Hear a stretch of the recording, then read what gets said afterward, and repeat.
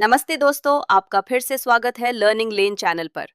आज हम बात करने वाले हैं ऐसी चीज के बारे में जो हमारे चारों तरफ हर समय हो रही है, लेकिन हम उसे ज्यादा नोटिस नहीं करते।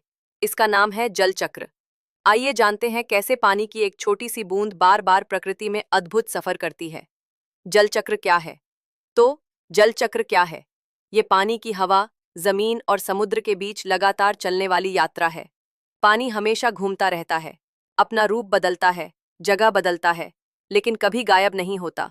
ये सफर 4 मुख्य चरणों में होता है: वाष्पीकरण, इवैपोरेशन, संघनन, कॉन्डेंसेशन, वृष्टि, प्रेसिपिटेशन और संग्रहण, कॉलम्स। पहला चरण, वाष्पीकरण, इवैपोरेशन। जब सूरज की किरणें समुद्र, झील और नदियों के पानी पर पड़ती हैं, तो पानी गर्म होकर भाप में बदल जाता है। ये भाप, पानी की गैस, ऊपर हवा में उड़ जाती है। इसे वाष्पीकरण कहते हैं। और ये सिर्फ बड़े जल स्रोतों में ही नहीं होता।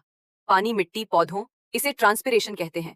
और बारिश के बाद जमीन पर बने गड्ढों से भी उड़कर हवा में जाता है। यहाँ एनिमेशन, पानी से भाप उठना, सूरज की गर्मी, पौधों से वाष्प निकलना। दूसरा चरण, संघनन, कंडेंसेशन। जब गर्म भाप ऊपर आकाश में जाती है, तो वहां की हवा ठंडी होती है। ठंडी हवा ज्यादा भाप नहीं रोक पाती, इसलिए भाप फिर से छोटे छोटे पानी की बूंदों में बदल जाती है।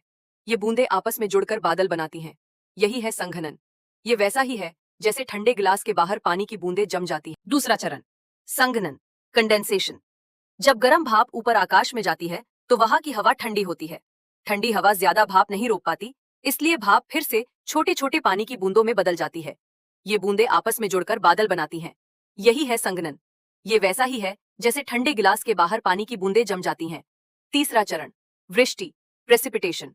अब जब बादलों में बहुत सारी पानी की बूंदें इकट्ठी हो जाती हैं और वे भारी हो जाती हैं, तो बादल उन्हें रोक नहीं पाते। पानी फिर से धरती पर गिरता है, जिसे वृष्टि कहते हैं। ये हो सकता है बारिश, रेन, बर्फ, स्नो या फिर ओले, हेल। ये इस पर निर्भर करता है कि हवा कितनी ठंडी है। चौथा चरण, संग्रहण, कलेक्शन। जब पानी धरती पर गिरता है तो उसे कहीं ना कहीं इकट्ठा होना पड़ता है। यही है चौथा चरण, संग्रहण। पानी नदियों, झीलों, समुद्रों और जमीन के अंदर जमा होता है। कुछ पानी समुद्र में लौट जाता है, कुछ जमीन में समा जाता है, और कुछ पौधे, जानवर और इंसान इस्तेमाल करते हैं। फिर सूरज उस पानी को गर्म करता है और चक्र दोबारा शुरू हो जाता है। जल चक्र क्यों जरूरी है?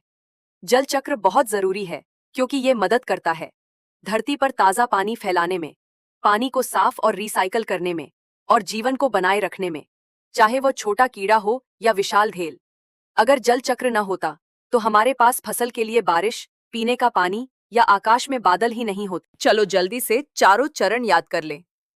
वाष्पीकरण, पानी भाप में बदलता है। संघनन, भाप बादलों में बदलती है।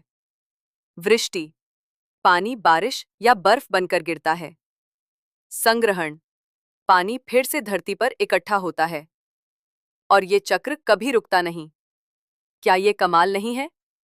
देखने के लिए धन्यवाद। अगर आपको आज कुछ नया सीखने में मजा आया हो, तो लाइक करें, सब्सक्राइब करें और कमेंट में बताएं आपका पसंदीदा मौसम कौन सा है, बारिश, बर्फ या धूप। मिलते हैं अगले वीडियो में।